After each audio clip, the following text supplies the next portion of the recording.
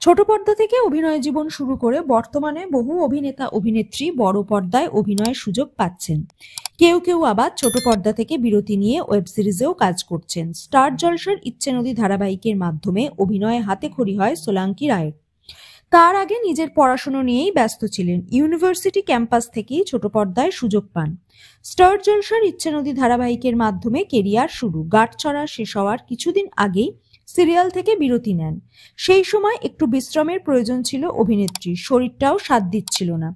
তারপর থেকেই বড় পর্দায় এবং ওয়েব সিরিজে অভিনয় করতে শুরু করেন। 2018 সালে ধুমধাম করে বিয়ে করেন ছোটবেলার বন্ধু সাক্ষ্যকে। কর্মসূত্রে সাক্ষ্য বিদেশে থাকেন। একসময় সোলাঙ্কিও যাতায়াত করতেন। হঠাৎ শোনা যায় তাদের মধ্যে দূরত্ব সৃষ্টি হয়েছে, তারা একসঙ্গে থাকেন না।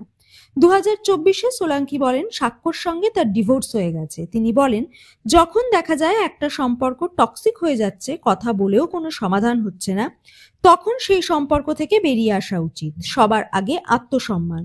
কিন্তু সাক্ষ্য এবং সোলাঙ্কির এখনো যোগাযোগ আছে, কথাও হয়। তারা দুজন আজও ভালো বন্ধু।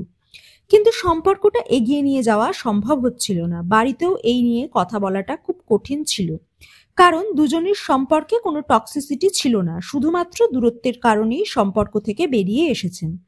টাকা রোজগার অর্থনৈতিক স্বাধীনতা দেয়, তাই নিজের কেরিয়ার ছাড়া এই মুহূর্তে কিছুই ভাবতে চান না অভিনেত্রী।